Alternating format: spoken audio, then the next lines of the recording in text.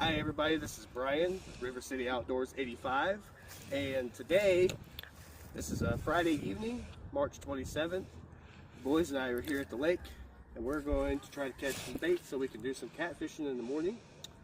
So I thought this would be the perfect time to do the cast net instructional video that I promised some of my followers on TikTok, including Jones and for Hogs.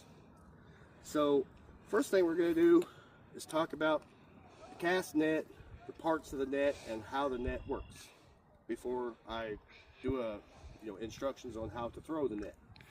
So first thing we have is this black line here called the hand line. And the hand line, as you can see, has a loop on the end of it, and you tie that loop in such a way that it locks around your wrist, because if you don't do it that way, as you can see, that loop will slide over your hand and your wrist really easily, and you could potentially throw the net off of your wrist and lose it in the water. So what we do is we cross that through itself and we create a lock here on our wrist to where we can't throw the net all the way in the water because it's attached to our wrist nice and tight. Okay, so the next part of the cast net is called the braille lines. So you got this swivel attached to the end of your hand line, and that swivel is attached to this bunched up group of line called the braille lines. And what the braille lines do, if you look, is they run down to each individual part of the bottom of the cast net. So when you pull on the cast net, it pulls the net together. So you have a separator for your individual braille lines. Then you have the top of the net, and this black piece is called the horn or the yoke, depending on what company made the net. Some of them call it the horn, some of them call it the yoke. Both of those words apply to this part of the net, which is the top of the net. So you have the hand line, and you have your swivel, you have your yoke, and then you have your mesh. So the actual physical net is called the mesh. And then you have your braille lines, which is what pulls the net together when you retrieve it. And then at the bottom of the net, attached directly to the mesh, is called your lead line. And your lead line, as you can see, goes all the way around the bottom circumference of the net. It has all these weights on here that make the net sink to the bottom. And then you have, of course, your leads, your weights for your net. So how this works is, once you've casted it, and you get a pretty spread out pancake like this, when you pull the net to retrieve it, the braille lines pull the bottom of the net together on the bottom, and once those weights all come together, if everything is right, which at the moment we have a tangle or two.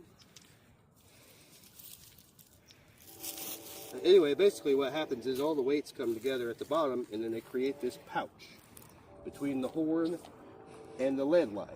And that pouch contains and holds your bait as you pull it in, and has your bait trapped inside of it.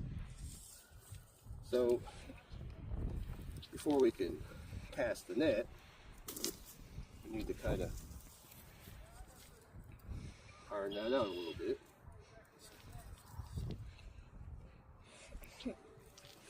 Anyway, it'll be okay for now. Okay, so those are the parts of your cast net. The individual parts come together to make this net function as it should. Okay, so now we're going to talk about a few characteristics when it comes to buying a cast net. Typically speaking, cast nets that are made for catching bait the size that you want for catfish you're looking at bait typically that's 2 inches long or bigger. So you want a net that can catch 2-inch bait without the bait being able to swim through the net. So that's where your mesh size comes into play. The mesh size is the opening in the mesh. What is the size of those openings? Because that determines what size fish can or cannot swim out of the net. So this net is like most other catfish bait nets, is 3/8 inch mesh, meaning that the holes opening in the mesh are 3/8 of an inch wide. Okay, this net, the next thing that the next determining factor on the measurements and specifications of a net is the radius of the net. So the radius is the length of the vertical length of the net from the top of the yoke or the horn to the lead line. And this net is a 4-foot radius net. Now, as we know, radius is always half of the diameter. Okay, so that means that the total span of this net is 8 feet across.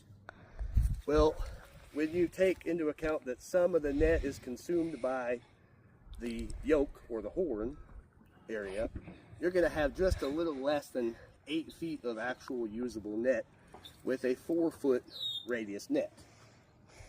The last specification for cast nets is the weight of the cast net, which determines its sinking rate. And the weight is based on it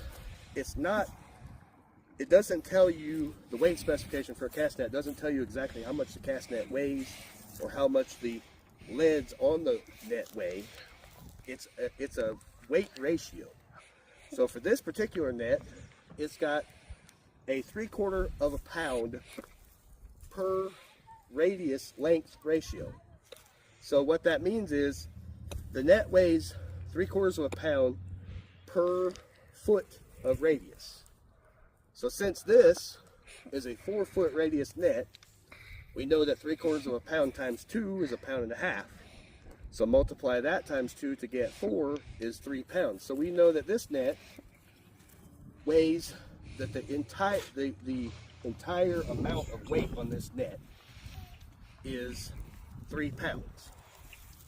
Okay, now what you would have to do to figure out what each individual lead weighs is count how many weights there are on the net and divide 3 pounds by that. So 3 pounds, as we know, would be 48 ounces. So we would have to divide 48 ounces by the amount of leads that are on the net in order to determine how much each lead weighs.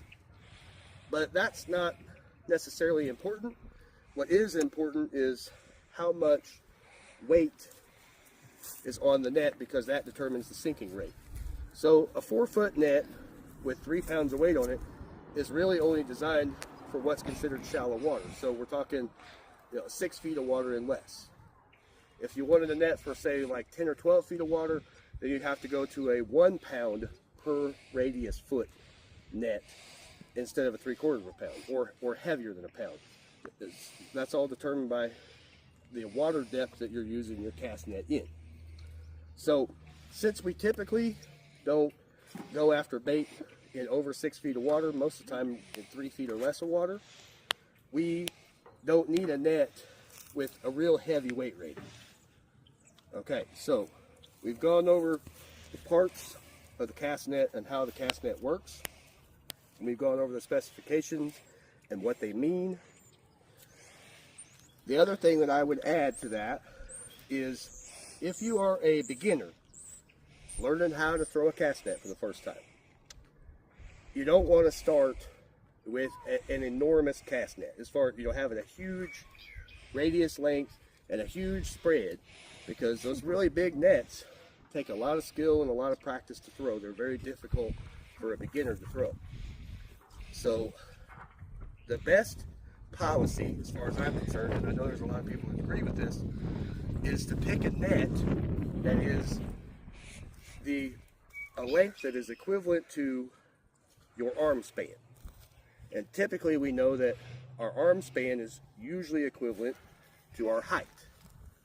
So in my case, I'm not a super tall guy, so if I were a new beginner learning how to throw a cast net, I wouldn't want to buy a cast net that had a radius length that was taller than I am.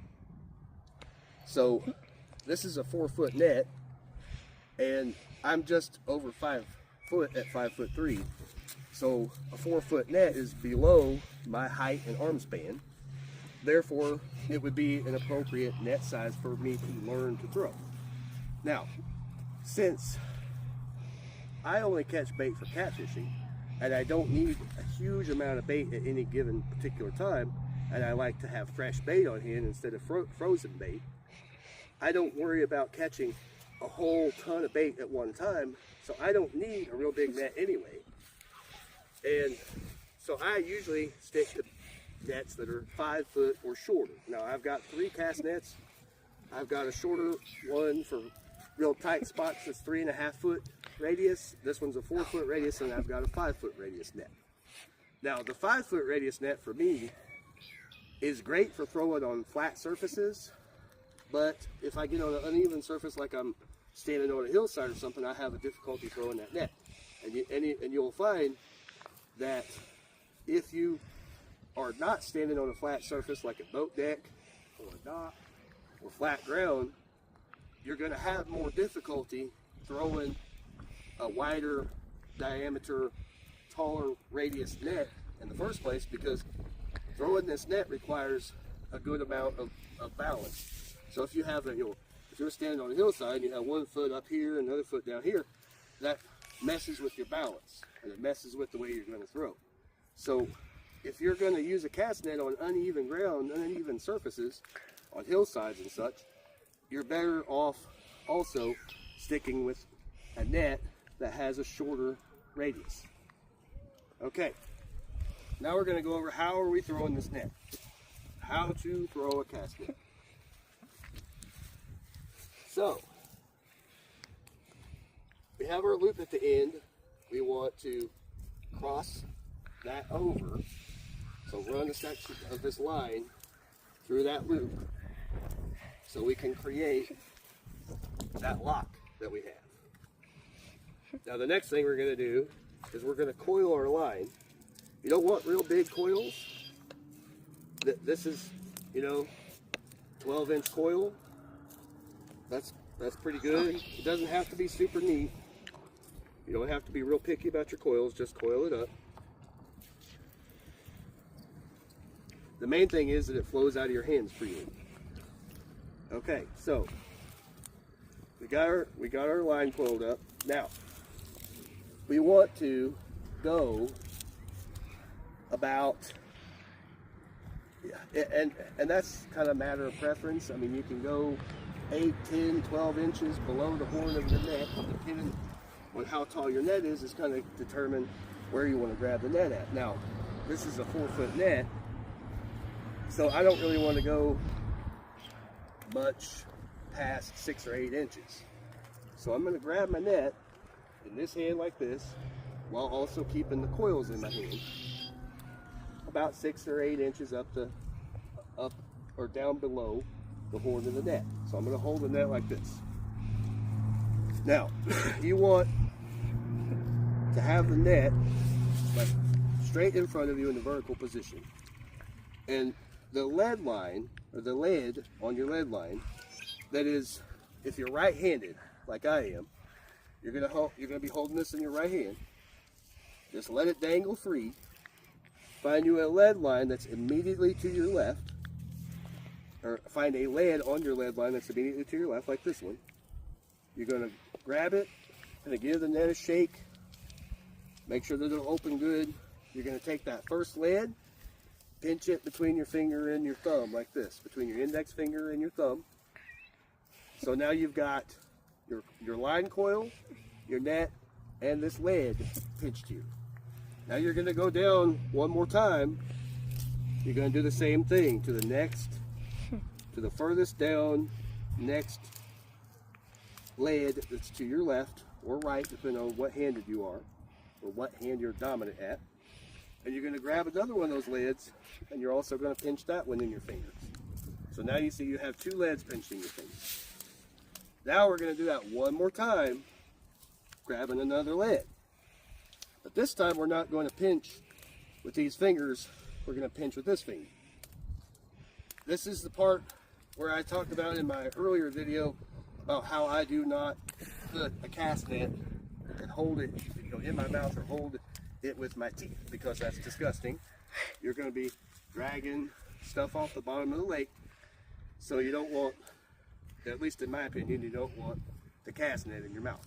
So what you're going to do is, you see you have the net kind of laying over in two different directions. You're going to hold this, and you're going to give the net a flip like this, so that you have this net, you can spread it open like so. So now you've got about 3/4 of the net spread wide open like this. This is going to be your throwing. This everything in here is the combination of how you're going to throw this net, or the combination of things that are going to allow you to throw this net successfully. So now we're going to come to the water's edge. I usually stand feet about shoulder width apart, and I want to throw straight out in front of me. So you have people that do this. They swing the net around in a circle, or they swing it around in a circle like this. I don't do that. I just pivot on my hips. So what I do, I want the net over there. I'm going to come back behind me. Then I'm going to swing the net forward, and I'm going to let everything go all at one time. And if we do that right, the net's going to open up wide and pancake like we want it to. Now, I haven't thrown this net for a while, so we're going to see how I do. We'll do it a couple times. So I'm going to have my toes parallel with the bank of the lake. I'm going to grab my lead line again. I'm going to get my net all spread out. Now you can do it at an angle too if you like. You can do it like this. But either way, I'm going to come and I'm going to pivot and I'm going to throw it. And as you see, it opened up flawlessly. We got a good pancake. We're going to give it at least 5 seconds, 10 seconds, let it sink. Make sure it's sunk on the bottom. And then we're going to pull it in. And Mason's going to help me because we like to do that. So we're going to retrieve our cast net and see if we've caught any bait. Now, it is still pretty chilly. The water's cold. So I don't know if we're going to catch any bait fish today or not, but we are trying. As you can see, we did not. But the net worked as it should have. So we're going to try to catch some bait. If we don't catch any bait, then I'm going to cut some chicken breast up and make that into catfish bait for tomorrow. I didn't know if oftentimes if the water's pretty chilly, especially early in the year like this in the end of March, there may not be bait fish up on the bank. We may move out to the dock and see if they're in a little bit deeper water here in a minute, but we're going to throw a couple times and see if we can't catch anything.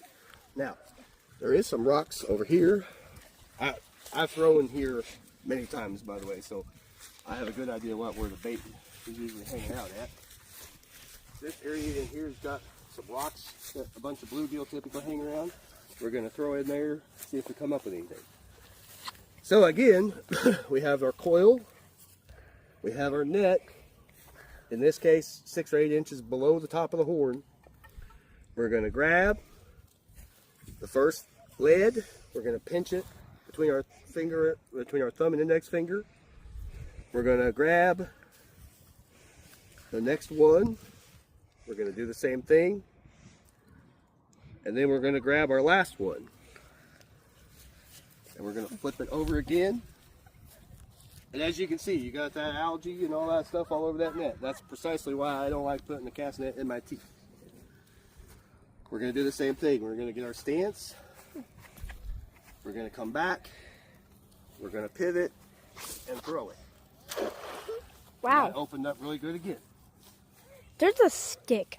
Not the world's most beautiful or perfect pancake, but definitely functional. Daddy, there's a stick. Huh? There's a stick. Yeah, it's okay. We're going to Okay. drag off to the side so we don't get in that stick. Okay. Did All right. We'll throw a couple more times here. See if we catch anything. Looks like we caught a bass lure. Dang, we caught one? Somebody's We actually did. somebody's lizard. There's a lizard? Okay. Do we So- keep it? I don't think we're going to keep that. The only other thing that I would add to this is there are two types of cast nets, material-wise, okay? This one is a monofilament cast net. Then you also have nylon braided line cast nets. Now, for catfishing, for the places that you have to go to catch things like shad and bluegill and things like that, I suggest a monofilament cast net. The reason being is because there is typically sticks and rocks and things under the water that you're going to get hung on. As you can see, I'm sure you've noticed by now, there are holes in this net. And that's from getting the net hung on things. If you get hung on something with the monofilament net, that monofilament will break and let the net free and you can recover it. If you have a nylon braided style net, you're not going to just snap that braided nylon. You're either going to have to pull whatever it's attached to into you, or you're going to have to go for a swim and recover your net. It's also much easier and cheaper to make repairs to one of these with some cheap fishing line that you can buy at Walmart and patch the holes up than it is to try to repair a braided nylon net. So for catfishing and for the environment that you catch catfish bait in, I highly suggest nylon or monofilament nets. Also, monofilament nets are considerably cheaper as far as the cost of ownership goes. This is a Tyzac net made by Betts. This is like a $30 or $35 net, depending on where you buy it at. A nylon net this size would easily be 50 bucks. And again, not as easy to repair or as cheap to replace. So for catfish bait, I suggest monofilament nets. Now we're going to go over to the dock. We're going to try to throw in that deeper water and see if we can catch anything there by the dock. There might be something hanging off to the side over there. Mason, can you grab our bucket, please? This water is, by the way, pretty dang chilly, so we may not have any luck today.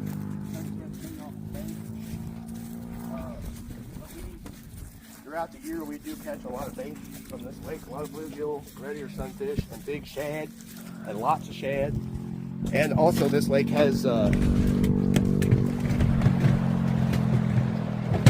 golden shiners in it. So we've got a lot of golden shiners and use them for bait out of this lake also. Be careful with my phone. I am.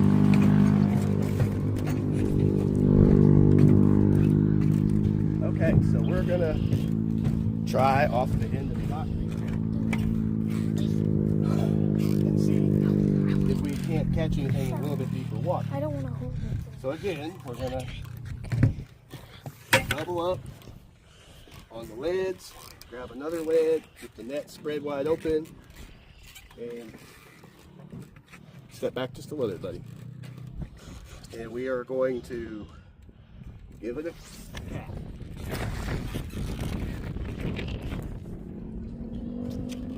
All right, since we're in a little bit deeper water, we're going to have to give the net just a little bit longer time to sink.